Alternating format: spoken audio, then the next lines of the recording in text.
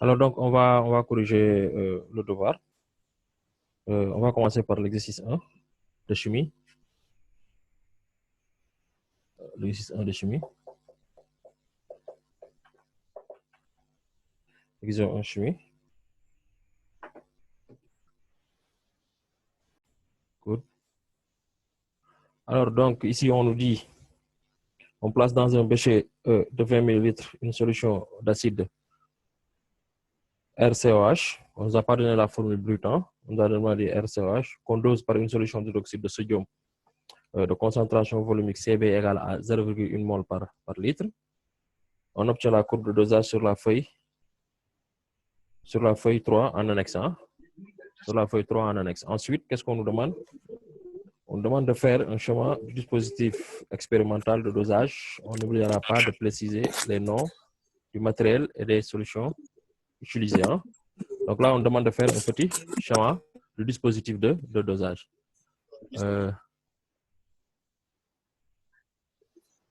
Attendez, parce qu'il y a des gens qui ne savent pas. Ils doivent... Alors donc, schéma de dosage.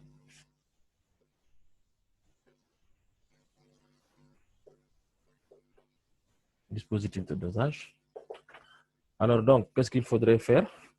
On a d'abord notre paillasse qui est là, et ensuite, bon, hein, c'est un peu grand ça. On a notre paillasse qui est là. Et au niveau de cette paillasse-là, nous avons un agitateur. Au niveau de l'agitateur, on a ce qu'on appelle le bécher. Et au niveau de ce bécher-là, on a ce qu'on appelle la burette.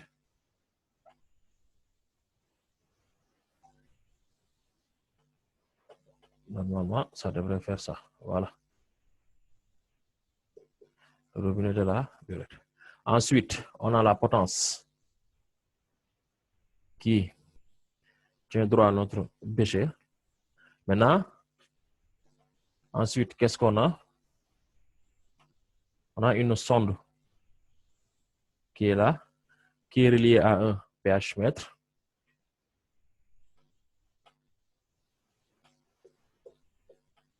Qui est reliée à un pH mètre. La sonde qui est reliée à un pH mètre.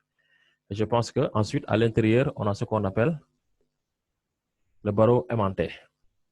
Maintenant, au niveau de notre bécher, on a une solution. Ici aussi, on a une solution. Au niveau de la burette, on a la solution de NaOH. Au niveau d'ici, on a la solution d'acide RCOH. Ça, c'est la burette. Ça, c'est le pH mètre.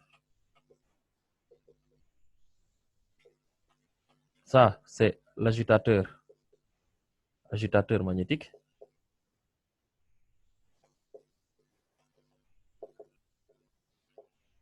Ça, c'est le barreau aimanté.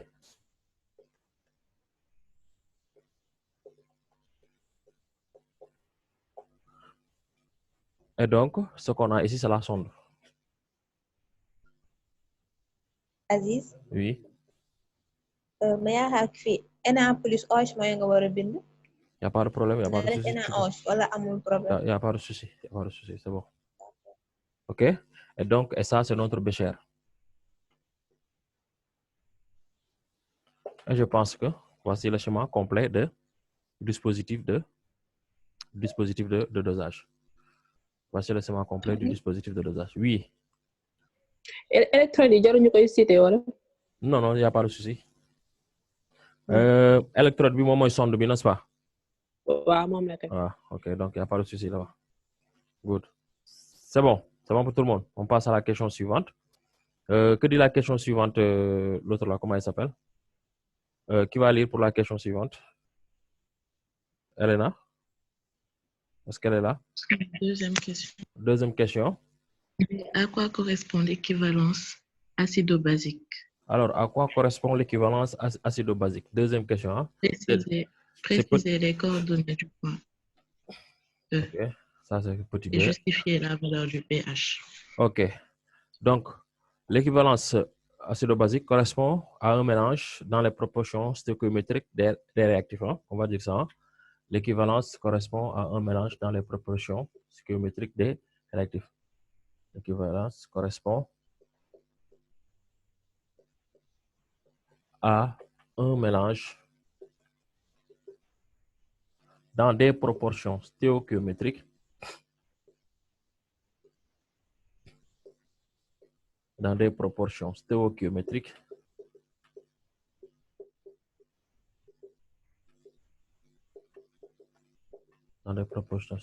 des réactifs. Des réactifs. Alors donc on aura donc N de OH moins c'est égal à N de H3 en plus. Donc c'est ça qu'on a à l'équivalence. Alors donc les coordonnées du point d'équivalence, il faut aller au niveau de la courbe en annexe 3 qu'on a donné dans l'exercice et appliquer la méthode des 3 tangentes. Qui ne sait pas appliquer la méthode des 3 tangentes parmi ceux qui sont ici? Qui ne sait pas appliquer la méthode des 3 tangentes? Alors, vu que vous avez tous fait ça, alors donc ce qu'il faudrait faire ici, c'est quoi? C'est, lorsque vous avez la courbe qui est comme ça,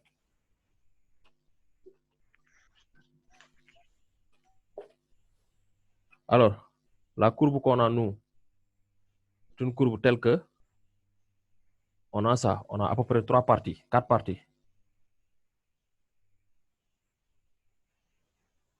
Voici la courbe. Elle est comme ça. Ensuite, pour appliquer la méthode de 3 tangentes, qu'est-ce qu'il faudrait faire? Il faudrait tracer ici la tangente à ce sommet-là. Tracer la tangente à ce sommet-là. Ensuite, chercher la droite qui est perpendiculaire à ces deux-là. Chercher le milieu et tracer la parallèle qui passe par le milieu. Et c'est ça. On projette ici. On aura ici PBE. Et là, on aura pH équivalent. pH équivalent. Donc, normalement, si vous avez bien construit ça, c'est ça que vous devez faire. Hein? C'est ça que vous devez faire. Un peu comme ça. Voilà. C'est ça que vous devez faire. Donc, si on fait bien ça, on a comme point d'équivalence. Je vais effacer cette question-là.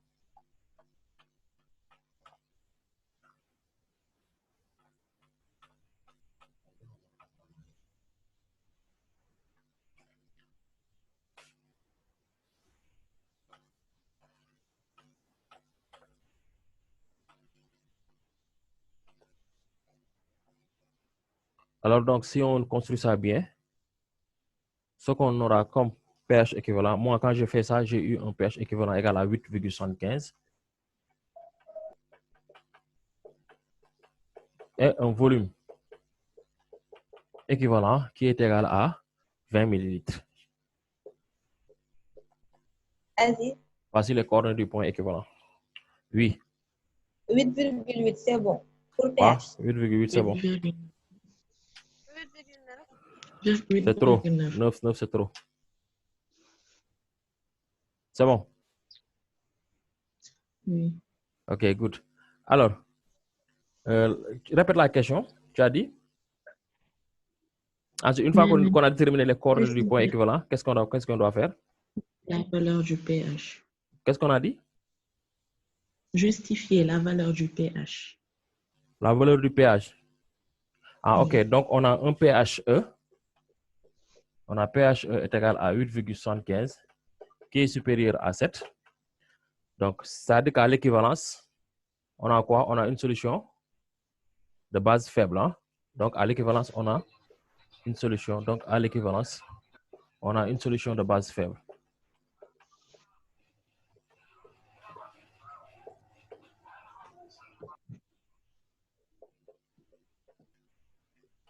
On a une solution de base faible. Ceci, on peut la justifier comme quoi? Que la solution, en ce moment-là, est une solution de quoi? De carboxylate de sodium. Car la solution est une solution de carboxylate de sodium. Quand est-ce que c'est une base forte? Alors, quand est-ce que c'est une base forte? Si pH égale à 7. Astaghfirullah. Là, il faut... Non. Non, non, pas pH inférieur à 7. C'est supérieur, extrêmement supérieur à 7. Mais ici, pourquoi je dis que c'est une base qui est faible? C'est simplement parce que on va doser le NaOH. C'est le dosage entre une base forte et un acide faible. Est-ce que tu as vu ça au début? Parce que on a dit on dose le NaOH avec le RCOH-. Le RCOH-, c'est un acide faible. C'est un acide faible. Tu es d'accord avec moi? Donc, on fait le dosage entre une base forte et un acide faible.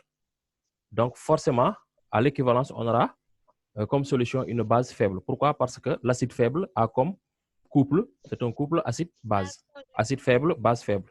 Donc, quand on dose une base forte avec un acide faible, à l'équivalence, normalement, on a une solution de base faible. OK? Oui. OK. J'ai compris. OK. De carboxylate. En quelle sorte la base Personne n'a entendu ce que tu as dit, Farcissé. C'est-à-dire que le couple RCOH, RCOO-. Voici le couple acide-base faible. Acide et base faible. Tu as compris?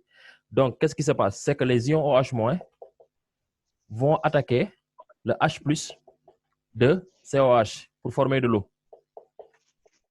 OK? Pour former de l'eau. H2O, formation O. Ensuite, qu'est-ce qui va rester? Les ions carboxylate RCOO- vont être attaqués par les ions spectateurs Na+ pour former maintenant notre solution de base faible. C'est Lamine Ndoye qui a posé cette question, je pense. Ou bien c'est pas lui? Oui, Voilà, OK. Oui, Tu as compris, hein? Oui, j'ai compris. OK, c'est bon. Good. Farsi, tu étais en train de... Qu'est-ce que tu étais en train de dire?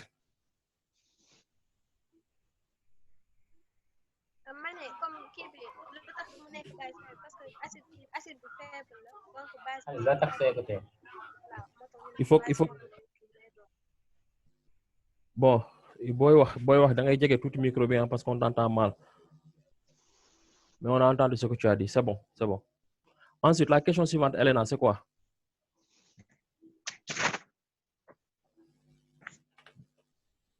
En déduire la concentration CA de la solution acide.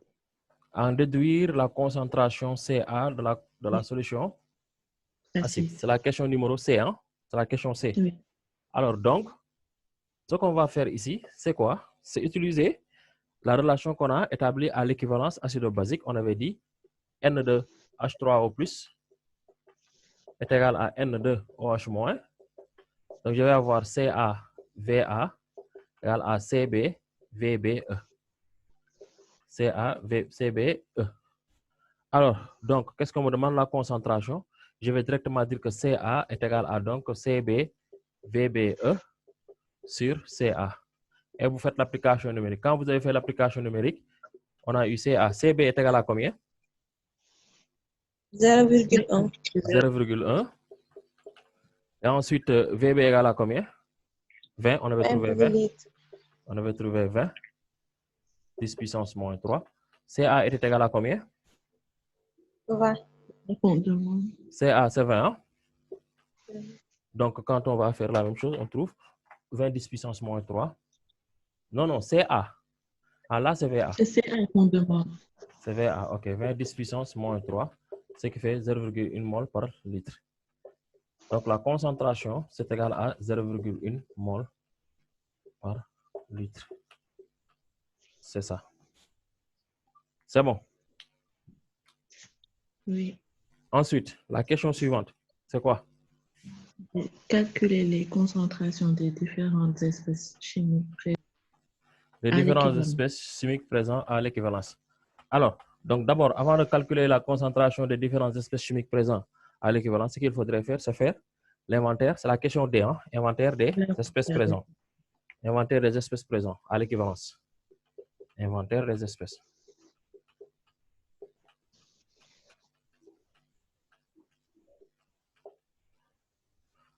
Alors, donc, ce qu'on va faire ici. Où est l'équation?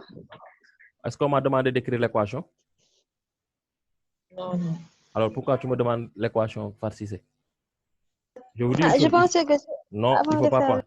On ne t'a pas demandé d'écrire l'équation, donc ne te complique pas la tâche. Tu sais seulement qu'à l'équivalence, on aura Na plus R COO moins, OH moins et H3O plus. C'est ça qu'on aura. Alors, pour chercher la concentration de Na+, il faut chercher la concentration de Na+. Na+, c'est le nombre de moles de Na+. Ce sont des ions spectateurs, hein? Ils ne réagissent pas. Donc, le nombre de moles de Na+, qu'on avait dans NaOH, c'était CbVb sur le volume total. Le volume total, c'est le volume d'acide plus le volume de base versé à l'équivalence. C'est ça la concentration de Na+. Ce qui fait que donc, je vais avoir concentration de Na+. Ça va me donner CbVb, c'est 0,1 fois 20. C'était ça. Cb, c'était 0,1 fois 20 sur 20 plus 20, ça fait 40. Puisque Va, vous avez dit que c'est 20. Ça donne combien? Ça donne 0,1. 0,1, non, 0,1. ça donne pas 0,1. Parce que déjà 20, 0,05. voilà, ça donne 0,1 divisé par 2, qui donne 0,05 mol par litre. C'est bon. Ensuite, on va chercher la concentration de RCOO-. La concentration de RCOO-, même chose, on va prendre, lui aussi, on va prendre son nombre de moles initial divisé par le volume total. Donc, je vais avoir CaVe sur Va plus VB. Va plus VB. OK? Parce que c'est le volume versé à l'équivalence. Voilà, Va plus VBE. J'ai ça. C'est bon, hein? CaVa. Ouais, c'est comme ça. Voilà, c'est bon. Alors donc, ce qui fait que là, je vais avoir RCOO-. C'est égal à donc Ca, c'est combien? C'est 0,1. C'est 0,1. Multiplié par 20, divisé par 40 aussi. Ce qui va me donner 0,05 mol par litre. 0,05 mol par litre. Ensuite, une fois que... Oui. SCOO-, ça ne vient pas de l'acide, du couple acide. Oui, ça vient de là-bas. Ça vient Donc, du pourquoi couple. c'est pas CaVa? C'est ça que j'ai écrit, CaVa. Je crois que vous avez écrit VE. J'ai enlevé ça, j'avais fait une erreur. Monsieur, pourquoi il n'y a pas eu RCOOH? Parce qu'il va disparaître. Il va Mais disparaître. c'est un acide faible, non? Oui, c'est un acide faible, mais on a dit qu'à la fin de la réaction, on a ce qu'on appelle un acide. On a ce qu'on appelle une solution de base faible. Carboxylate de sodium. Ouais, on a la solution de carboxylate de sodium. Maintenant, la présence de H3O+, OH- et Aziz. oui. J'ai un problème. Pourquoi on n'a pas fait l'électroneutralité pour Pourquoi on n'a pas fait calculer la valeur de RCO pour déterminer RCO? Ouais, tu peux faire ça. Tu peux faire La ça. concentration de RCO. Tu peux faire ça comme tu peux faire ceci.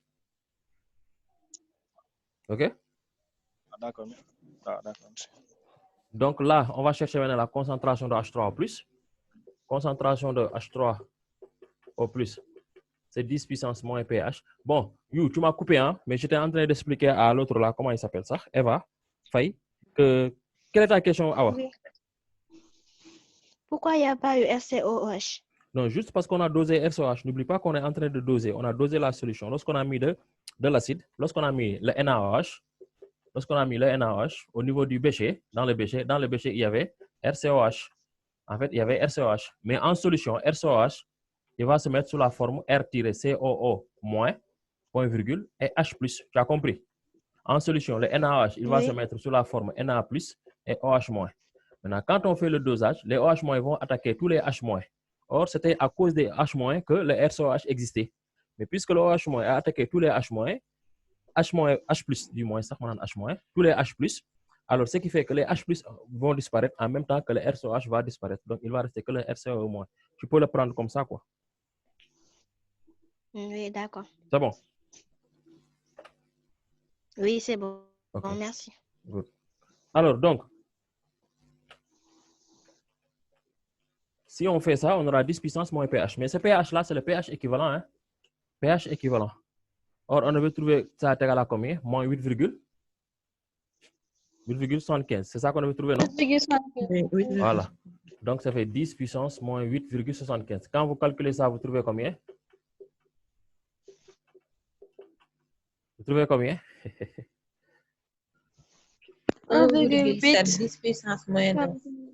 1,8. 10 puissance moins 9. C'est 1,77. Ouais, c'est bon. Good. Ensuite, la concentration de OH-. Comment je vais faire pour chercher la concentration de OH-? C'est 10 puissance 14 moins pH directement.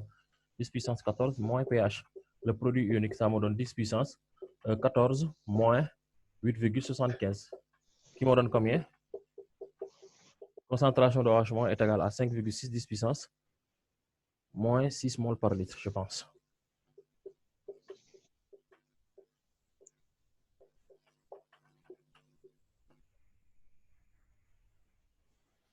C'est bon.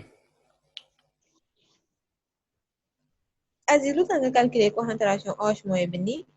Non, bëgg ma calculer ko. doo def 10 puissance moins 14 sur concentration H3O+. C'est la même chose. Non, mais vous là, vous êtes dans quel pays? Si tu fais le produit unique, concentration de OH-, c'est KE sur concentration de H3O+. Entre, da ngeen di jàng 10 puissance 14 sur 10 puissance moins pH, sur 10 puissance pH. C'est 10 puissance moins 14. Moins 14. Ouais, sur 10 puissance moins pH. Boo ko yëgalee ci kaw du doon 14 moins pH. Hein? Waaw. Ah, un vrai chocolat, nous, quoi. Vous êtes tellement rigide dans ce que vous faites que si on vous sort de votre confort, ngeen rire. C'est parce que vous ne maîtrisez pas bien les choses. C'est pas moins 14 plus pH. Hein?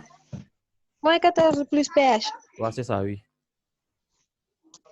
Au lieu de 5,6, 3,6 là. 3,16 exposant moins 6. 3,16 exposant Moins 6. moins 6. 3,16 exposant moins 6. Bon. du loolu de. C'est 14 plus pH là. Moins 14 plus pH. Voilà. Ah, les autres effets, 5,6. 5,6 la kii naan. Puissance moins 6. Voilà. Bon, vous là, vous discutez entre des erreurs de calcul. Allons-y. Elena, tu me dictes ce qui suit. Des gros gars comme vous ne savez pas calculer. Et des gros gardes. On Vas-y. suppose que la solution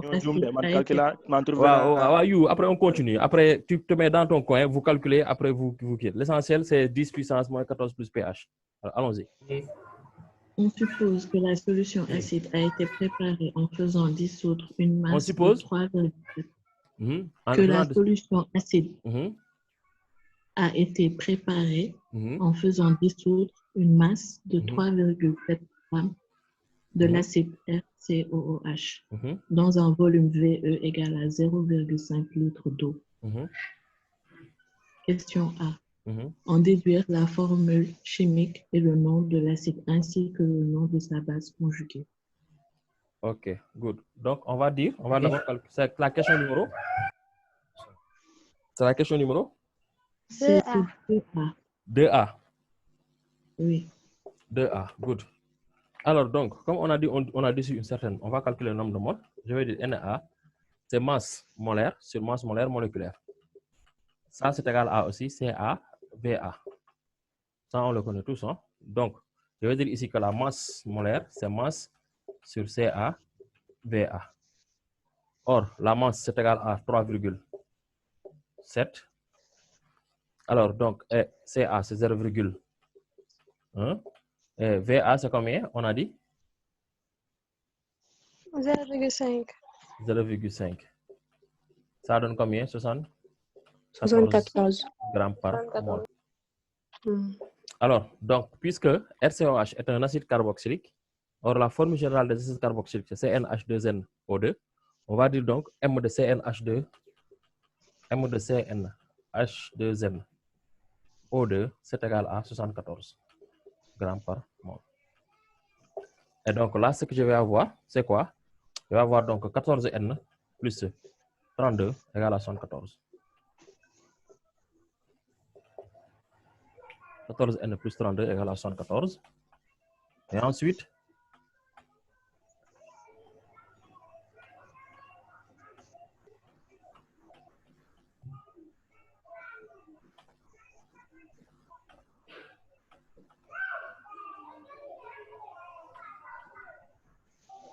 Et ensuite, dans ce cas, c'est ce que je vais avoir, c'est que 14n,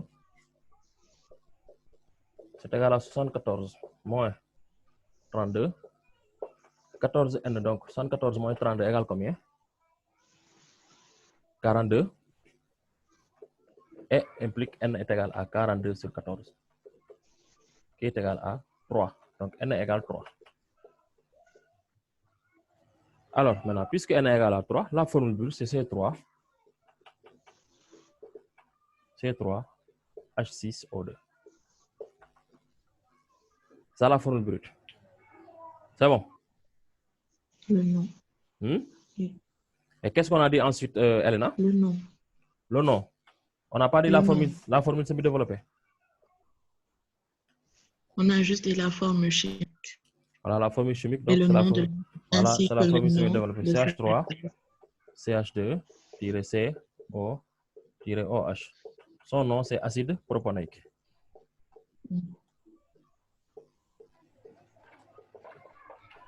Son nom, c'est l'acide propaneique. Ensuite, le nom de ce quoi? De sa base conjuguée, c'est CH3, CH2-CO-O-. Et ça, son nom, c'est ion propanoate.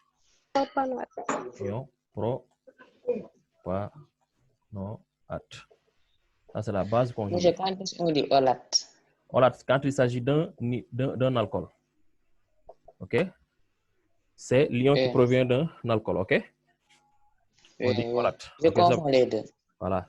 Donc, si c'est un acide, si c'est oïque, c'est OAT. Si c'est ol, c'est olate. OK? Oui. OK, good. Alors, Elena, la question suivante, c'est quoi?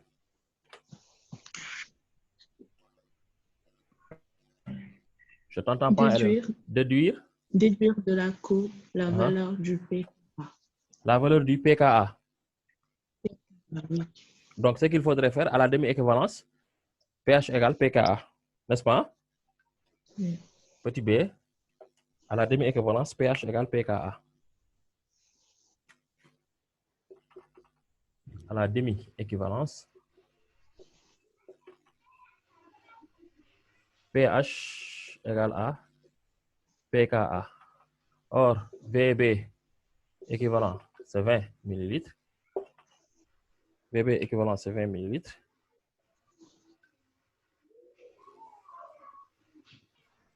Alors, VB équivalent, ce qui fait que donc, 1 demi de VB, c'est 10 ml. Et on prend au niveau de notre courbe 10 ml et on projette ça au niveau de la courbe des pH. Si on fait ça, on trouve un pH qui est égal à combien? Vous devez trouver combien? On trouve un pH qui est égal à 4,8. 4,9. pH est égal à pKa égal à 4,8. Alors, donc, il faut éviter de dire que de diviser directement le pH. Hein. C'est le volume qu'il faut diviser et projeter ça sur la courbe. Hein. OK? C'est bon. La question suivante, Elena.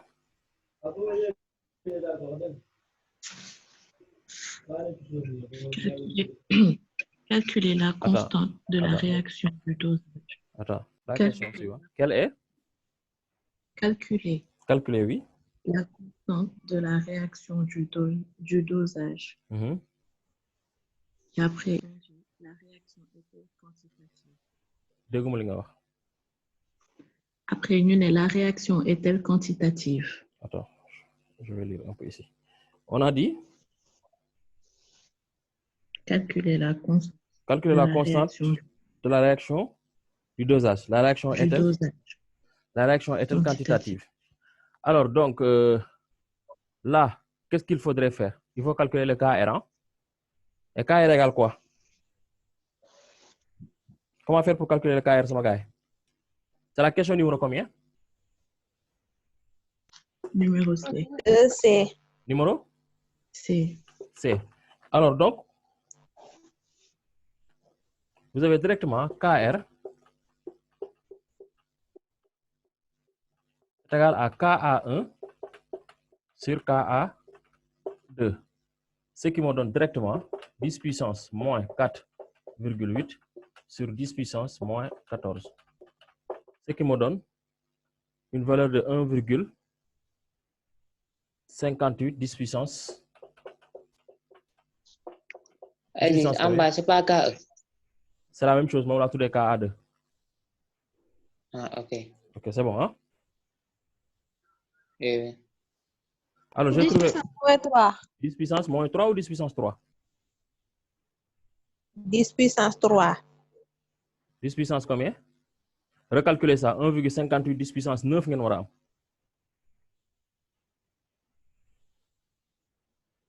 Recalculez ça.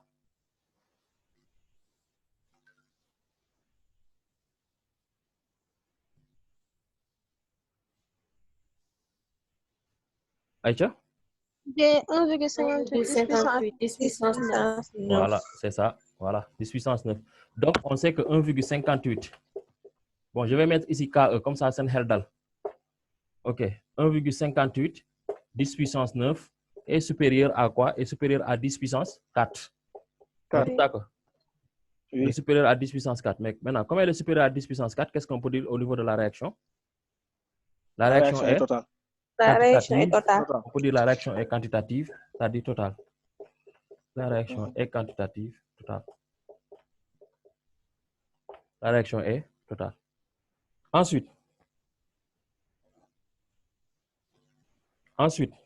qu'est-ce qu'on nous dit? Définir le coefficient d'ionisation Définir le coefficient d'ionisation alpha et trouver son expression. en fonction Ok. de Ka et du pH. En fonction du Ka et du pH, hein? Oui. Good. Vas-y. Oui. KR, quand est-ce que nous utilisons une concentration H3+ sur base H2O? Mais c'est cette formule-là? Yow formule lañ ko ñu bind ko directement yow da nga kaa bëgg a démontrer. Est-ce que tu as compris? Ah, Yow ok. da nga kaa bëgg a démontrer mais boo seetlee KA1 c'est concentration de lan? Yow da nga bëgg a démontrer formule bi su ma ko commencé woon bind équation bi jëm ko calculer. Donc fii la ñuy mujjee maak yow mais man dama ñëw directement bind ko. OK? Ok. Oui, merci. De toute façon, lundi, on va refaire tout ça. Lundi, c'est ça qu'on va attaquer à nouveau. On va réviser à nouveau les pH. Alors donc, c'est quoi le coefficient? Question combien? D, hein? Alors, le coefficient d'ionisation, moi, je vais appeler ça. Vous pouvez avoir plusieurs définitions, hein? Mais par rapport à la question, top c'est-à-dire exprimer le coefficient d'ionisation en fonction de quoi? En fonction du pH et de... Qu'est-ce qu'on a dit? Comment elle s'appelle? Alena? Exprimer le pH. Exprimer. Définir le coefficient d'ionisation alpha et trouver son expression en fonction de Ka et du pH. En fonction de Ka et du pH. Oui. Ok, good, c'est bon. Alors donc, c'est en fonction de ça que je vais définir maintenant mon coefficient d'ionisation. Je vais dire que le coefficient d'ionisation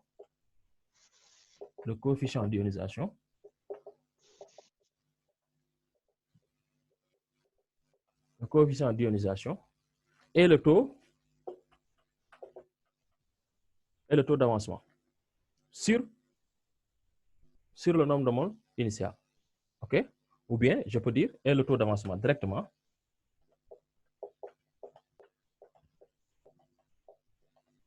en parenthèse, c'est nombre de moles ionisés sur nombre de moles initial.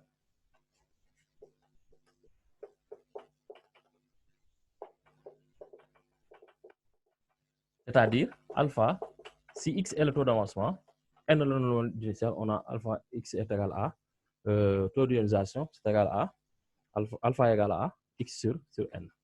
Maintenant, son expression en fonction de pH et pKa,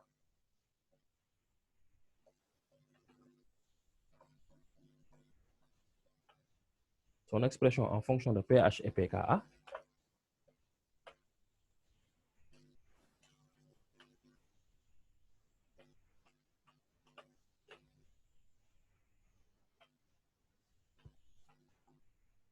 son expression en fonction de pH et pKa, c'est simple. Qu'est-ce qu'on va faire? On va écrire l'équation de réaction de dosage. C'était quoi? C'était RCOH plus OH moins. Ça conduit à RCOO moins. Plus quoi? Plus H2O. Khadim, tu es toujours là? Hadim? Hadim, est-ce que tu es toujours là? Oui, oui. Est-ce que ça répond à ta question de tout à l'heure qui me disait la présence de RCOH? Tu as vu que la réaction, elle est totale. Lorsqu'on a calculé tout à l'heure KR, on a vu que la réaction est quantitative, elle est totale. Donc, il n'y a plus de réaction dans le sens de la formation de RCOH. Tu as vu? Oui. OK. Donc, disons qu'initialement, on a ici N. Disons qu'ici, on a N. Et là, on a X. On a N. Ici, on a X. Là, on a 0. Alors, pourquoi je mets ici X? Parce que je dose avec les ions OH-. C'est elles qui vont déterminer l'équivalence acido-basique. Donc, c'est pourquoi j'ai fait ici, je mets ici X. Donc, nous n'avons que dire forcément. Donc, ce que je vais faire ici, je vais faire N moins X là. Là, il va rester 0. Parce que lorsque j'atteins l'équivalence, je ne dose plus les ions OH-. Et donc là, il se forme X. Et là, il se forme X. Là, il se forme X. Donc, ce que je vais faire maintenant, c'est quoi? Je sais que alpha, X c'est égal à alpha N. Donc, je vais avoir ici N moins alpha N. Là, je vais avoir 0. Là, je vais avoir alpha N. Là, je vais avoir alpha N. Et ensuite, je vais avoir ici N facteur de 1 moins alpha. Là, je vais avoir alpha N. Et là, je vais avoir alpha N. Ensuite, j'applique la relation du pH. La formule qui me permet d'écrire le pH. Et cette formule-là, c'est quoi? C'est pH égale pKa plus log de la base RCOO- plus la concentration de RCOOH. Donc, automatiquement, ce que je vais avoir, c'est pH égale pKa plus log.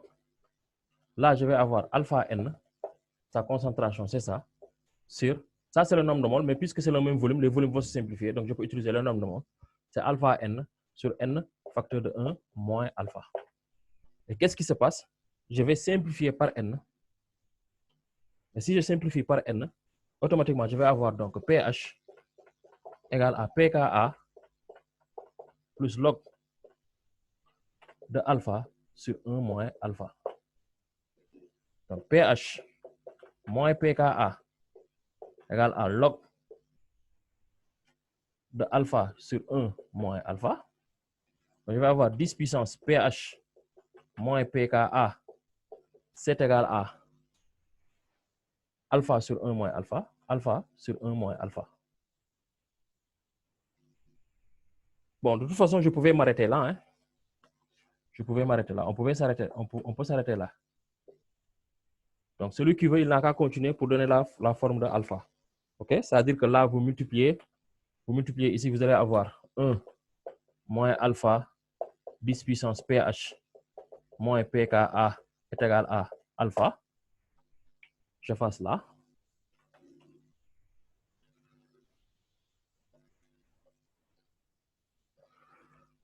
Ensuite, ce que je vais avoir, c'est 10 puissance pH moins pKa moins alpha, 10 puissance pH moins pKa moins alpha est égal à 0. Là, je factorise par moins alpha, facteur de 1 plus 10 puissance pH moins pKa, c'est égal à 10 puissance pH. J'enlève le moins pKa. Et là, j'ai alpha, c'est égal à 10 puissance pH moins pKa sur 1 plus 10 puissance pH moins pKa. Voici l'expression de alpha en fonction du pH et du pKa. C'est bon? Avez-vous des questions?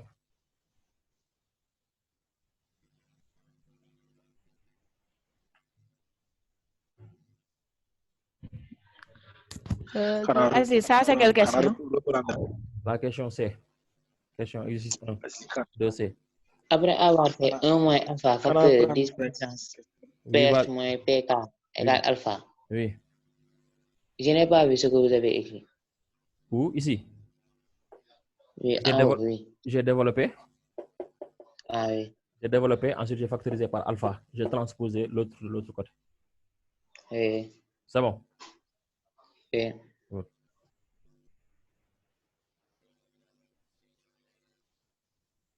Ensuite, la question suivante, Elena.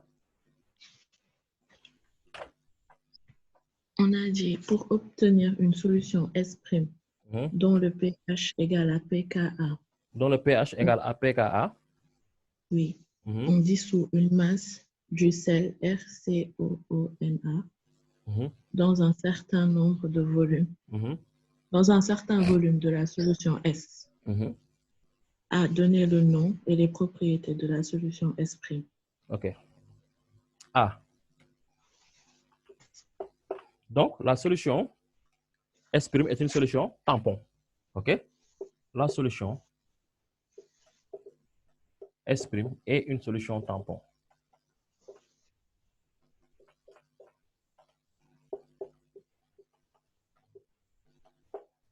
Ces propriétés à faible ajout. À faible ajout de quoi? Mais comment vous avez su que c'est une solution tampon? pH égale pKa. OK? À faible ajout de base,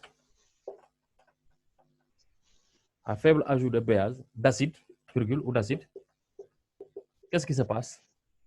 Ou bien aussi une dilution, ou une dilution,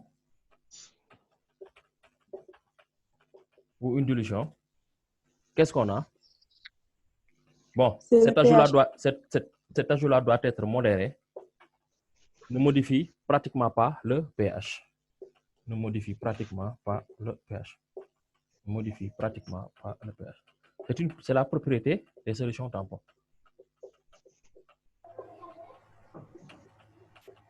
Ne modifie pratiquement pas le pH. Donc, c'est ça. Question suivante. Lamine, tu as compris, hein? Oui, j'ai compris.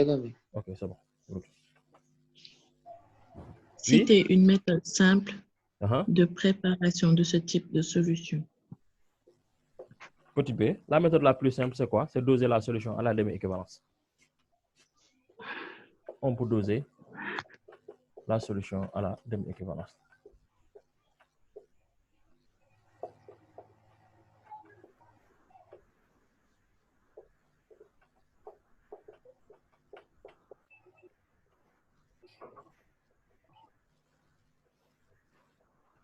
Doser la solution à la demi-équivalence. On prépare une solution, on sait que son équivalence, c'est ça. L'équivalence, c'est ça. On refait la solution jusqu'à la demi-équivalence, on s'arrête là-bas et on a une solution tampon. Parce qu'on sait toujours qu'à la demi-équivalence, pH égale à pKa et on a une solution tampon.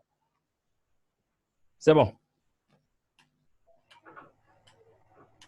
Est-ce que c'est bon?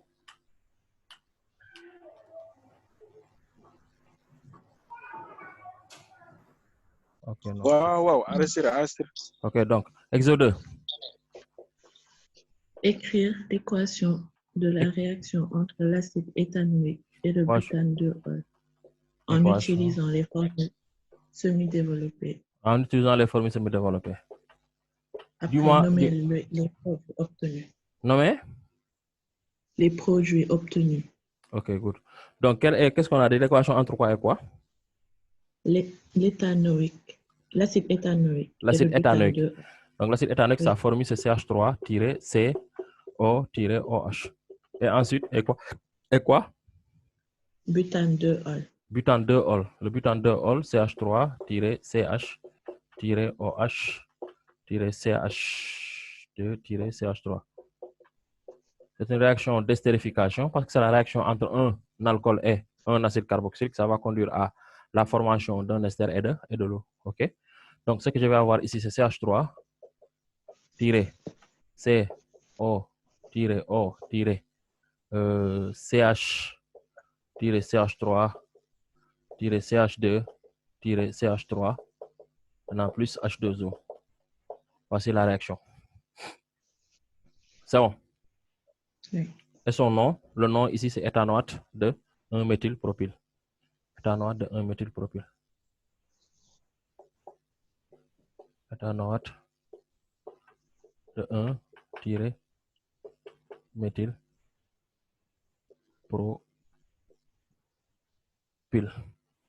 OK? N'oubliez pas, il y a toujours un E à la fin. Hein? La plupart d'entre vous, vous oubliez ça. OK? C'est bon? Est-ce bon? Est-ce que c'est bon? Allons-y maintenant pour la question suivante. Oui, c'est bon. Alors, question suivante. On mélange 0,2 mol de chacun de ces réactifs. Et on répartit ce mélange de façon égale dans 10 ampoules scellées et placées à 100 degrés. On retire successivement, à différents instants T, l'une des ampoules et on la refroidit rapidement. Pourquoi? Question A. Pourquoi refroidit-on l'ampoule retirée? Pourquoi refroidit-on? L'ampoule retirée. Donc, question 1, c'est quoi? 1A ou bien 2A? C'est 2A. 2A. 2A. Pourquoi refroidit-on? L'ampoule retirée. Donc, vous allez dire on refroidit l'ampoule pour faire quoi? Pour stopper la réaction. Pour arrêter la réaction. Voilà, pour stopper la réaction. C'est ça qu'on appelle faire une trempe. C'est ça qu'on appelle faire une trempe. Voilà, c'est ça. Good. Question suivante. Question suivante. On procède alors au dosage calorimétrique de l'acide restant dans chaque ampoule par une solution de soude concentrée de concentration CB égale à 1 mol. Et ensuite, qu'est-ce qu'on demande? Établir la relation liant le nombre de moles Na et l'acide dans l'ampoule et le nombre de moles Ne du produit organique E formé dans chaque ampoule. Voilà, ok, je comprends. En déduire Donc, l'expression de Ne en fonction du volume VB versé à l'équivalent. Ok. Donc, ce qu'il faudrait savoir ici, c'est quoi? On a une réaction qui est ici stéchiométrique. On a les mêmes coefficients stéchiométriques. Donc, le nombre de moles d'acide restant, c'est égal au nombre de moles d'acide initial. Je vais dire donc 2B. Le nombre de moles d'acide restant, Na,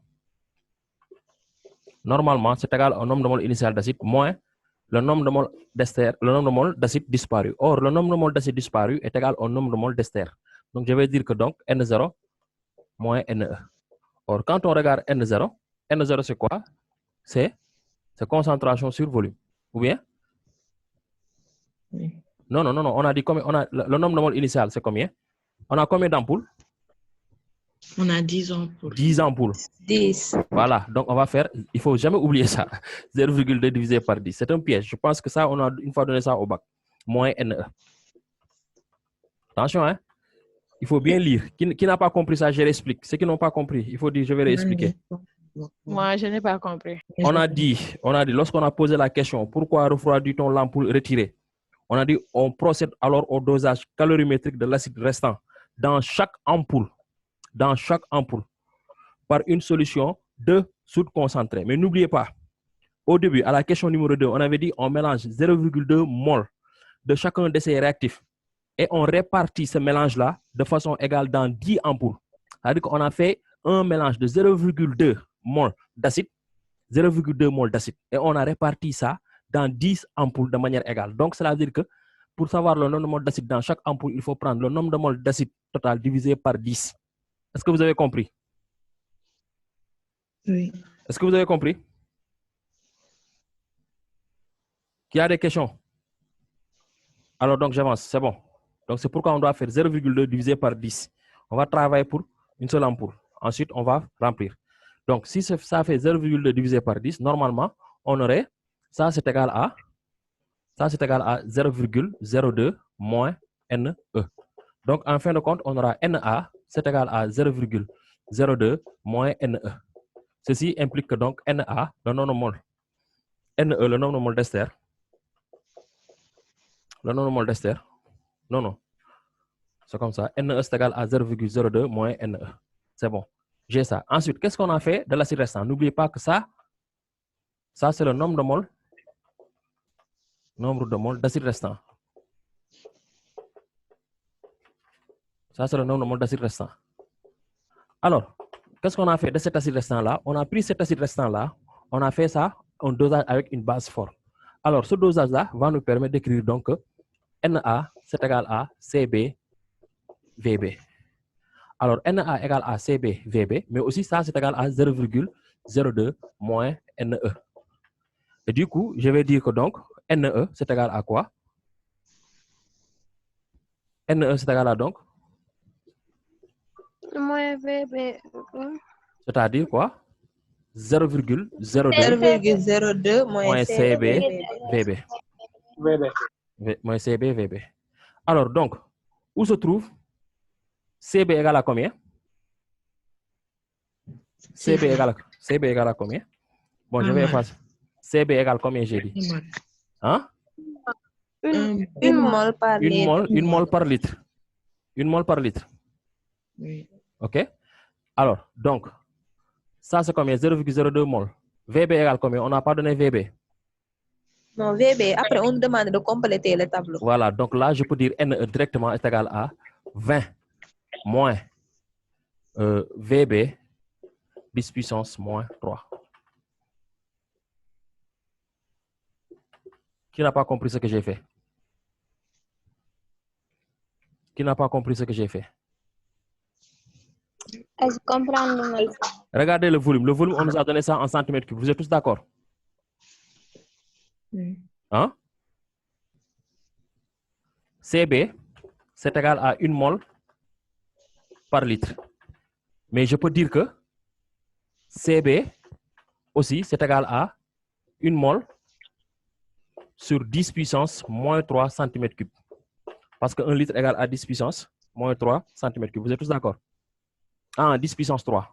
10 puissance 3 cm3. Vous êtes tous d'accord? Est-ce que vous êtes d'accord? 1 litre égale 10 puissance 3 cm3. Vous êtes tous d'accord? Donc, ça, je peux dire que Cb donc, est égal à 1 10 puissance moins 3 mol par centimètre cube. Vous êtes tous d'accord avec moi? Oui. Donc, si je le remplace ici, je vais avoir Ne. 0,02 aussi, 0,02, c'est égal à 20 10 puissance moins 3. Vous êtes tous d'accord aussi? Donc, à la place d'avoir Ne égale à 0,02, je fais 20 10 puissance moins 3 moins quoi? Moins 1 moins Vb fois 1 fois 10 puissance moins 3 encore. Vous avez vu? Donc, je factorise par 10 puissance moins 3. Ça va me donner donc 20 moins Vb 10 puissance moins 3. Vous avez compris? Oui. Donc, en fait, quand je vous donnais l'exercice, là où j'ai pris l'exercice, ça a été donné comme ça. On n'avait pas dit de remplir. On avait dit de montrer que le nombre de moles d'ester. On a dit de montrer que le nombre de moles d'ester est égal à 20 moins Vb 10 puissance moins 3. Mais je savais que si je le laissais comme ça, ce serait difficile pour vous de sortir ça. Donc, j'ai simplifié la question. Donc, il faut faire très attention. Hein. Presque en cinétique chimique, la plupart des questions, on vous donne une formule, on vous demande de prouver cette formule-là, de montrer cette formule-là. Et une fois que vous avez cette formule-là, on vous demande de remplir un tableau que vous allez utiliser pour tracer les courbes. Mais par contre, si, bon, je sais, la plupart des élèves, ils auront du mal à sortir la formule. Donc, il ne faut pas s'attarder sur ça. Vous acceptez la formule, vous remplissez votre tableau, vous continuez votre boulot jusqu'à ce que vous ayez du temps et vous revenez. OK? C'est bon? Donc, c'est comme ça. Hein? C'est comme ça que j'ai fait. Hein? Alors, la question suivante, c'est quoi? C'est de compléter le tableau et de tracer la courbe. Alors, on va compléter le tableau. On va compléter le tableau.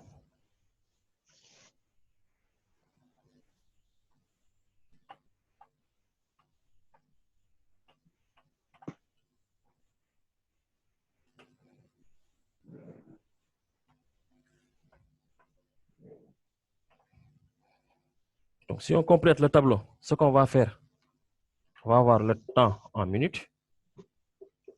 Ensuite, on a quoi? On a le nombre de moles d'ester 10 puissance moins 3. Ensuite, on avait 0. Ensuite, 3. Ensuite, 8. Dites-moi. 28. 28. 38. 38. 48. 48. Et 68. Nyata? 68. 68. C'est bon? Oui. Voilà, écoute. Alors, donc, une fois que j'ai ça, là, à 0, j'ai 0 quand j'ai calculé. Ensuite, je vais avoir 4 là. Ensuite, là, je vais avoir 6,5. Ensuite, là, j'ai 11,5. 12,8. Voilà. Et 13,1. 13,1. Encore 13,1. Encore 13,1. Voici le tableau.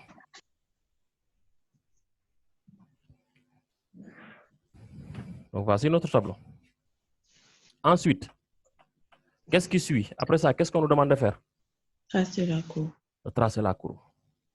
N'oubliez pas, il faut réviser jusqu'à présent. Hein? C'est pourquoi je vous donne ces devoirs-là. Pour que vous puissiez réviser, pour que vous n'oubliez pas.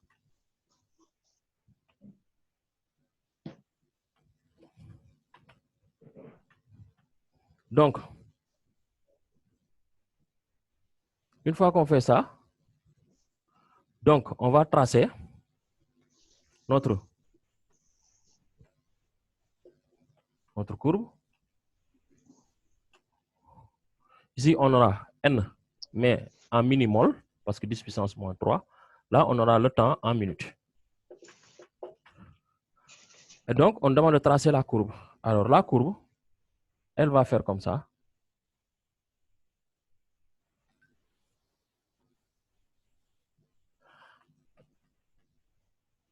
Elle va faire comme ça. C'est ça notre courbe. C'est ça, non? Oui. Alors, c'est une courbe de formation. C'est une courbe de formation. Hein? Une courbe de formation. Ensuite, la question suivante, c'est quoi?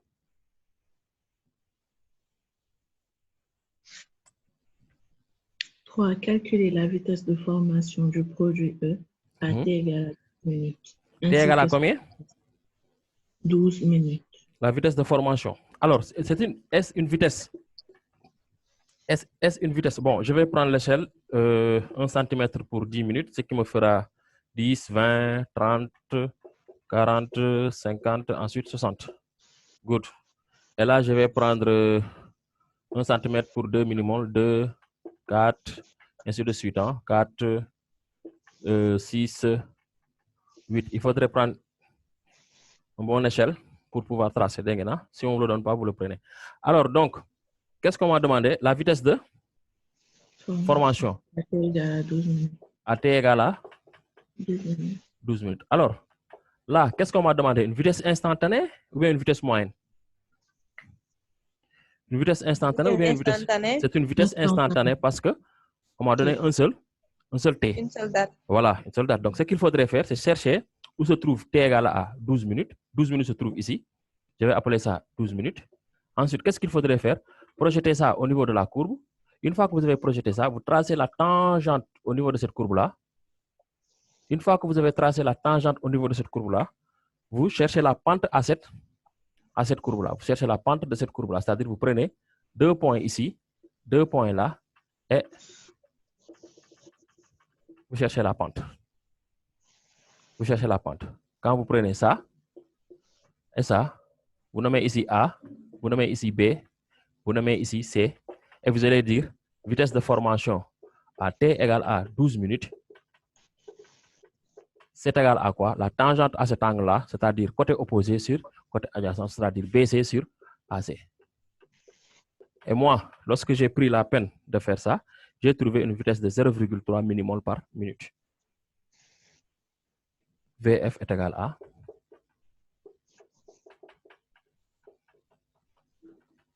Aziz. Moi, j'ai 0,35. C'est la même chose, hein?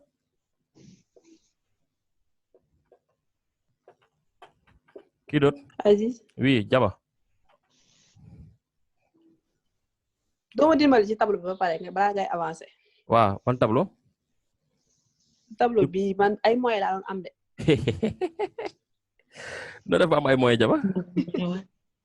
gis ngeen waaw mooy bu ñëwaat na de Elena moyen moo la topp yow xaw ma yaa bëgg moyen xaw ma moyen moo la bëgg ñaar ñoo bëggante rek ñoom ñaar ñoo bëggante kay Aïcha Diaba comment tu as fait pour trouver des moyens déedéet boo loolu découragé lu tax nga def moyen kon ça veut dire que est-ce que cette relation bi nga amoon la relation que tu avais est-ce que c'est la même relation qu'on a utilisé nous pour remplir le tableau en fait c'est ça le problème.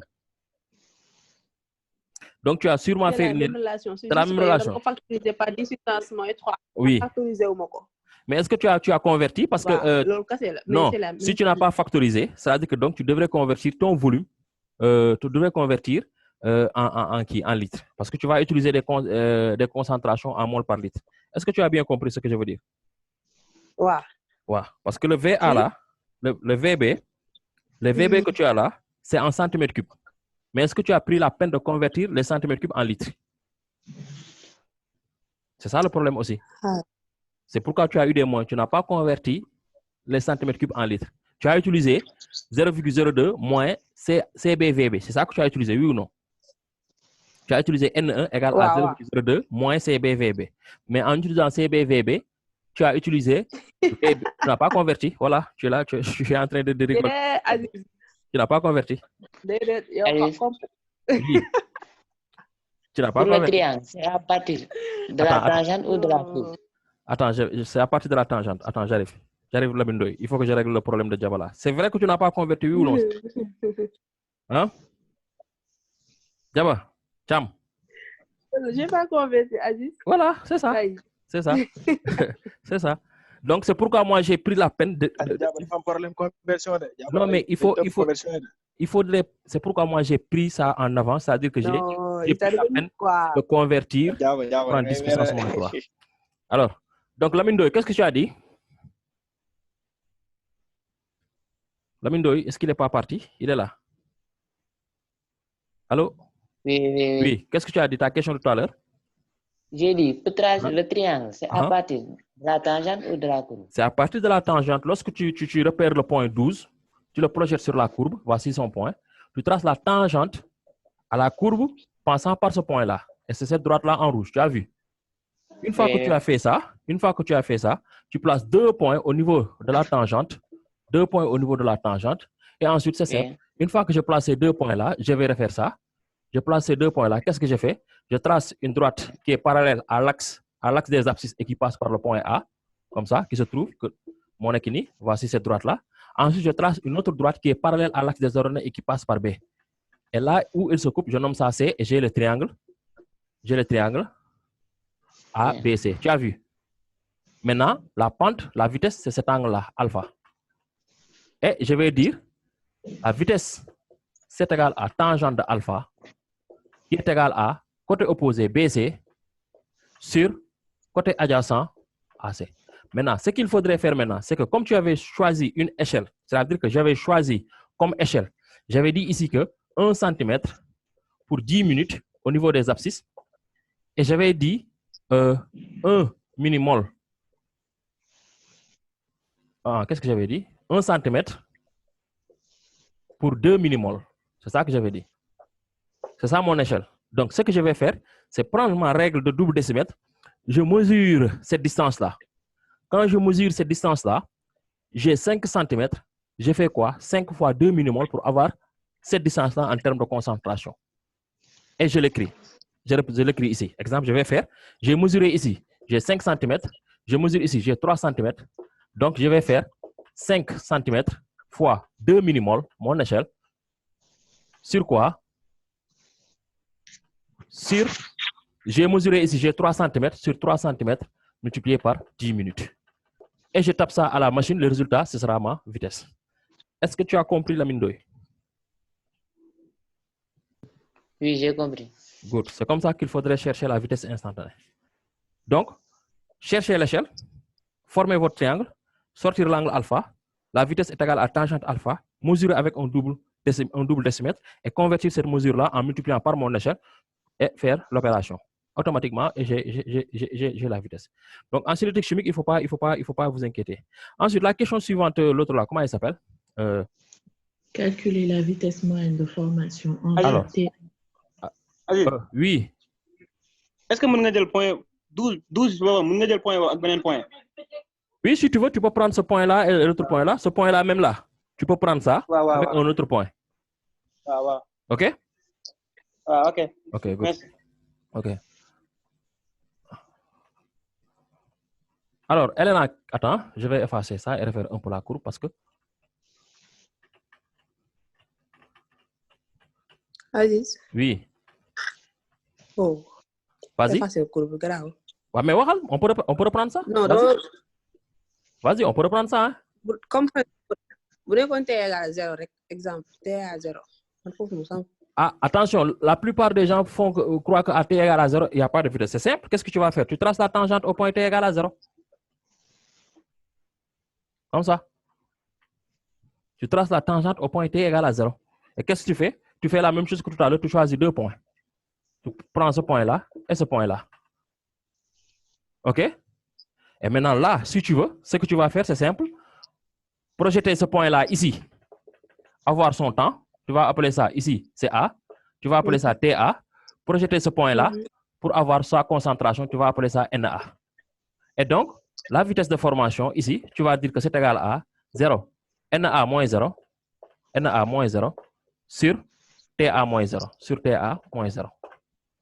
Maintenant, pour avoir TA, tu mesures ça, tu multiplies ça par ton échelle. OK? Pour avoir TA en minutes, tu mesures ça avec ton double décimètre, tu multiplies ça par ton échelle. Exemple, si je fais ça, ici, je trouve 2 cm. Cette distance-là, je trouve 2 cm. Et cette distance-là, je trouve 3 cm. Je vais dire automatiquement que NA, c'était égal à donc 3 cm multiplié par mon échelle, qui est égal à 2 millimoles, parce que j'avais pris 1 cm pour 2 millimoles. Et ensuite, ça, c'est égal à 2 cm, et j'avais pris 1 cm pour 10 minutes. Je vais faire donc, bon, là, je vais prendre 0,5 cm.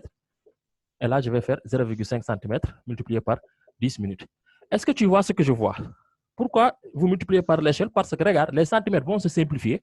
Et qu'est-ce qui va rester comme unité? Millimole par minute. C'est ça qui va rester par. Parce que les centimètres vont se simplifier et millimole par minute va rester. Et vous écrivez ici votre résultat et vous avez votre vitesse à l'instant t égale à 0. On est en sciences de TD. On est en sciences de TD. Il faut poser le maximum de questions que vous avez. OK? C'est bon. Good. Merci. OK. À t égale 12 minutes, vous avez trouvé combien? J'ai trouvé 0,03 millimole par minute. 0,3. Voilà, 0,3, oui, 0,3 millimole par minute. Ça est là. Ça est là. Attention, on a dit vitesse de formation. Comme il y a des gens qui sont un peu à l'air là.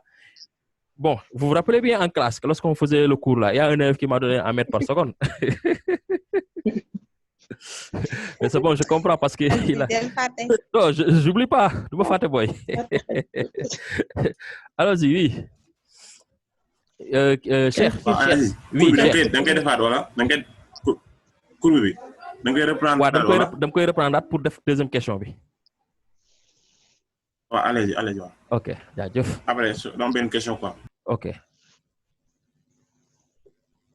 Je suis content de recevoir vos questions.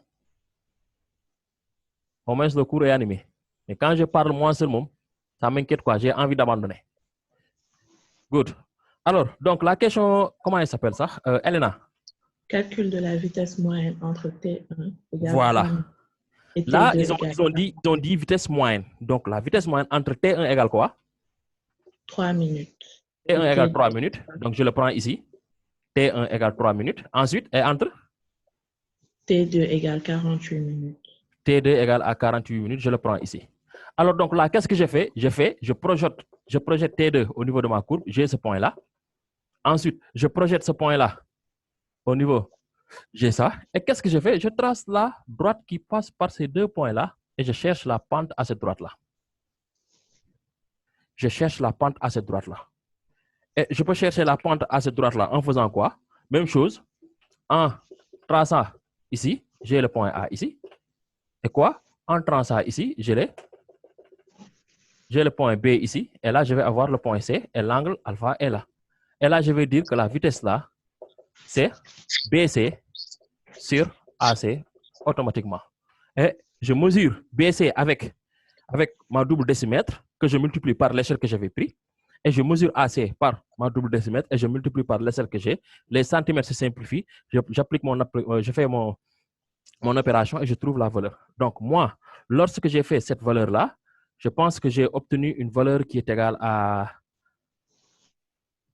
combien? 0,02 millimol par minute. J'ai obtenu une valeur qui est égale à 0,2 millimol par minute. Hein? C'est ça, hein? Millimol par minute. Question chère. Ou bien c'est résolu? Aziz. Oui. maa ngi envoyé message sax sama bande kii bi day daw quoi connexion moo xaw a faible. Ah ok. Des fois mooy loolu. Ok waaw. léegi en fait. comme fii nii vitesse de formation la ñuy jox n'est-ce pas? Oui. waaw maintenant si on demandait la vitesse de disparition. à t égale à 12 minutes. Voilà. La vitesse c'est-à-dire qu'on a une courbe. Merci beaucoup, cher. Excellent, cher. C'est très bien, cher. J'aime bien ta question. C'est bien, c'est une question très pertinente même. On nous donne une courbe de formation et on nous demande une vitesse de disparition. Il faut appliquer quelle relation, les gars? Il faut appliquer quelle relation? La relation entre les vitesses de formation et les vitesses... Non, attends. Non, sur leur... Les vitesses sur leur coefficient stéquiométrique. Voilà, c'est ça, cher. Donc ça, c'est une science de révision hein, pour les cinétiques chimiques. Hein, on touche à tout. Hein. Donc, lorsque vous avez vous avez A plus B conduit à C plus D, là, vous avez alpha, là, vous avez bêta, là, vous avez gamma, là, vous avez petit delta. Donc, la relation dit que VA, la vitesse de formation, la vitesse de disparition de A sur alpha est égale à la vitesse de disparition de B sur son coefficient stéquiométrique est égale à la vitesse de formation de C sur gamma est égale à la vitesse de formation de D sur delta. Tu as vu, cher? Cher? Donc, si on étudie ce corps-là, on aura forcément une vitesse de formation. Mais ensuite, si on me demande la vitesse de disparition de A à T égale à 12 minutes, alors que moi j'ai la courbe de formation de C, ce que je vais faire, je vais aller chercher la vitesse de formation de C à 12 minutes. Une fois que j'ai VC à 12 minutes, j'ai VF de C à T égale à 12 minutes. Une fois que je calcule ça, qu'est-ce que je vais faire? Ce que je fais, c'est quoi? Je vais faire VC à 12 minutes sur son coefficient stéquiométrique qui est quoi? Qui est petit delta. C'est égal à quoi? V disparition de A à T égale à 12 minutes sur quoi? Sur son coefficient stéquiométrique qui est alpha. Et je multiplie le alpha là, j'ai la vitesse de disparition de A à T égale à 12 minutes en fonction de la vitesse de formation de C à T égale à 12 minutes. C'est bon, cher? Oui, c'est bon, oui. Voilà, good. C'est bon. Les autres, vous avez des questions? J'ai une question. Oui. Vitesse moyenne, utiliser ce tableau pour gagner. Voilà, la vitesse moyenne, tu peux. Si, attention, Aïda. Si jamais tu as T1 et T2, leur valeur exacte au niveau du tableau, tu peux utiliser directement la concentration de B dans le tableau et la concentration de A au tableau, directement. Tu peux faire ça aussi. Oui, Lamindoy. Toujours pour la vitesse moyenne aussi, on utilise 2 points de la pente pour tracer le triangle. Pour la vitesse moyenne. Mais la vitesse moyenne, la différence c'est que la vitesse instantanée, on ne donne qu'un seul temps. On donne un seul temps. La vitesse instantanée, on te donne un seul temps. Tu projettes ce temps-là au niveau de la courbe et tu traces la tangente à la courbe en ce point-là et tu places 2 points sur la tangente. Pas sur la courbe, mais les 2 points que tu dois placer là, ça doit être sur la tangente. OK? Maintenant, pour la vitesse moyenne, quel que soit alpha, on t'a dit une vitesse moyenne, on va te donner 2 temps. OK? Maintenant, là, il n'y a pas de tangente. Pour la vitesse moyenne, il n'y a pas de tangente. Qu'est-ce que tu fais? Tu places les 2 points là sur la courbe, c'est-à-dire, on m'a donné ici T1 et T2. Je les projette GA, je projette GB. Je trace maintenant la droite qui relie ces 2 points. Pour une vitesse moyenne, je ne cherche pas de tangente. Une fois que j'ai tracé cette droite-là, je cherche la pente de cette droite et j'ai automatiquement la vitesse de moyenne de formation. C'est bon, Lamine? OK. Djaba? Aziz? Oui, Djaba. Juste pour nous bàyyi xel tamit parfois duñu joxe précision entre vitesse moyenne wala exactement juste dañu joxe temps bi ñuy voilà wala entre ça veut dire que 2 dates yi nga xam ne bii lañ la laaj wala bii. Exactement, exactement. Lamine, tu as bien vu, hein? Il faut faire attention parce que parfois on peut ne pas te dire c'est une vitesse instantanée ou bien c'est une vitesse moyenne. Mais si on te dit chercher la vitesse à la date t égale à temps, ça on t'a donné une seule date, il s'agit d'une vitesse instantanée. Maintenant, si on te dit chercher la vitesse entre les dates T1 et T2, c'est une vitesse moyenne. Mais si on cherche la date entre deux dates, si on cherche la vitesse entre deux dates, c'est une vitesse moyenne. On trace la tangente à partir de ces 2 points. Regarde, il n'y a pas de tangente. Entre deux dates, il n'y a pas de tangente. On trace la droite. Ouais, on cherche la pente. Il faut faire doucement, sinon il ne va pas comprendre. On cherche la pente, oui, tu as raison. On cherche la pente. On trace la droite qui relie les deux points et on cherche la pente. Oui, après avoir tracé la pente. Aziz? Non, attends, Anta. Lamine, on ne peut pas tracer une pente. On cherche une pente. On trace une droite et on cherche la pente de cette droite-là. Tu as vu? OK? Oui. OK, c'est bon, good. Fall, ça fait partie de la vidéo, hein? Parce que ce sont des explications, ça peut profiter à une autre personne. OK? Aziz? Oui, par rapport à la question, par exemple, fait que nous calculer vitesse moyenne. Nous avons tracer 50 à la courbe entre les 2 points. Voilà, c'est la 50. Merci. On trace la 50 à la courbe entre les 2 points. Merci beaucoup. C'est plus simple ça. Oui, j'ai compris. Merci. OK, good. Alors, c'est bon. La question suivante, comment elle s'appelle? Elena? Déterminer le temps de demi-réaction. Déterminer le temps de demi-réaction. Déterminer le temps de demi-réaction. Alors, le temps de demi-réaction. Comment déterminer ça? Le temps de demi-réaction. Qui va définir le temps de demi-réaction? On cherche le réactif limitant. On cherche le? Non, tu vas te tromper. On cherche le réactif limitant. C'est pas l'appel de chercher le réactif limitant ici? Regarde, ce que tu vas faire, c'est ça. Oui, je sais, mais il y a un chercher. Voilà, c'est ça qu'on fait. Voilà, c'est le temps au bout duquel la moitié de l'avancement maximal a disparu. Vos micros, s'il vous plaît. C'est le temps au bout duquel la moitié de l'avancement maximal a disparu. Maintenant, si vous avez une courbe, ce qu'il faudrait chercher, c'est chercher la tangente. La tangente ici, c'est ça, elle est là. Et vous prenez ce segment-là, vous le divisez en deux. Quand vous le divisez en deux, c'est là. On a ici NE sur 2. On projette ça sur la courbe et on a ici T1,5.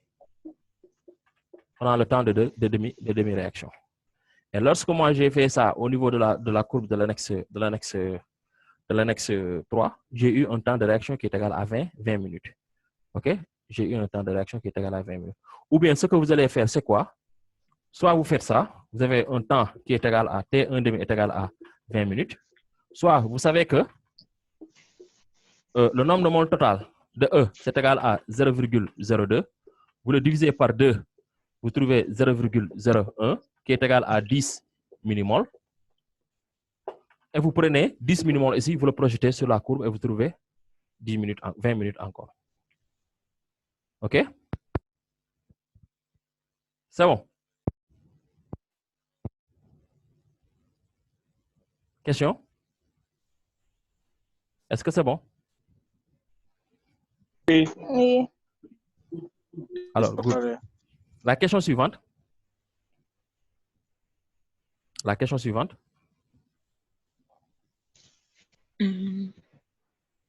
On prête. Calculer le rendement de cette réaction conclue. Calculer le rendement de cette réaction. Conclue. Alors, rendement R égale à quoi? C'est nombre de moles expérimental sur nombre de moles théorique. Alors, multiplié par 100. Alors, le nombre de moles expérimental, est-ce qu'on l'a là? Le nombre de moles expérimental, est-ce qu'on l'a? Parce qu'on a dit, oui. C'est combien? D'après la courbe. Oui. Le nombre de moles est égal à 1,31 10 puissance moins 2. C'est-à-dire 0,031. R donc 0,0131. À peu près ça. Sur Le nombre de moles théorique, c'est-à-dire 0,02, c'est-à-dire 13,1 quoi. C'est le 13,1 que vous avez vu tout à l'heure. D'accord? OK? Donc, ça multiplié par 100. C'est-à-dire que R, donc, c'est égal à combien? 65,5%. 65,5. Est-ce que vous avez compris comment on a fait pour sortir le nombre de moles expérimental? Non, non. On a seulement pris ça. Hein? Lorsque vous avez rempli la courbe, lorsque vous avez rempli la courbe, Le tableau. Hein? Oui, le tableau ça du moins. Lorsque vous avez rempli le tableau, on a commencé à trouver vers 48 minutes, vers 60 minutes, 13,1. C'est-à-dire que faut formation. Vous avez vu? Donc, expérimental, comme faut le c'est ça le nombre de moles expérimental. OK? Expérimental. Voilà, faut expérimental. C'est ça le nombre de moles expérimental. C'est bon? Oui. Donc, la réaction ici, elle est limitée. La réaction est limitée. La réaction est limitée. C'est ça la conclusion. La réaction est limitée. Ok, si la réaction n'était pas limitée, si elle n'était pas limitée, on aurait une réaction totale. C'est-à-dire que le peut disparaître. C'est-à-dire qu'on avait 0,02 mol. Il va se former 0,02 mol encore d'ester. C'est bon? Oui, c'est bon. Alors, je vais effacer parce qu'on n'a plus de... C'est bon, hein? Si c'est bon, je vais effacer ça.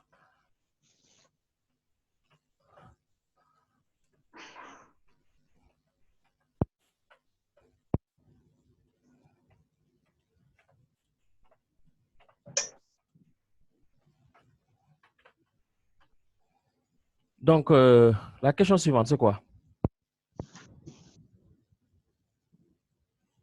Elle est là? Prépare l'ester. Prépare? On prépare l'ester. On prépare l'ester, oui. En faisant réagir encore A sur le butane de Hall. Oui. L'autre produit de la réaction est l'acide éthanoïque. À écrire la formule semi-développée du corps A et préciser son nom et sa fonction. Donc, on sait tous que A serait toi. A égale A. A c'est 1. A est 1. Quelle est la fonction chimique de A? A est un anhydride. C'est un anhydride éthanoïque. Anhydride éthanoïque. Voilà. Anhydride éthanoïque. C'est un anhydride éthanoïque. Et l'anhydride éthanoïque, sa formule, c'est quoi? C'est CH3, COO, O, COO, CH3. C'est pourquoi, au niveau du produit, on a un acide un acide carboxylique, l'acide éthanoïque. Alors, qu'est-ce qu'on a demandé encore? Ils ont dit préciser son nom et sa fonction. C'est là. B. Quelle est la masse de ce corps A qui permet d'obtenir une masse 40 grammes du corps E? Une masse 40 grammes du corps pur. Alors, donc, c'est une réaction qui va se passer aussi dans les mêmes coefficients stéréométriques. Donc, je vais dire que le nombre de moles de A serait égal au nombre de moles d'ester. D'anhydride, quoi. Or, la masse de A, donc, serait égale à quoi? Serait égale à la masse d'ester sur la masse molaire de l'ester multiplié par la masse molaire de A. C'est ça. Or, on a dit qu'on veut obtenir 40 grammes d'ester. Donc, je vais faire M de A, c'est 40 grammes multiplié. Alors, la masse molaire de A de l'anhydride, c'est 102 sur la masse molaire de l'ester qui est égale à 74. Ce qui fait que donc la masse de A... Oui.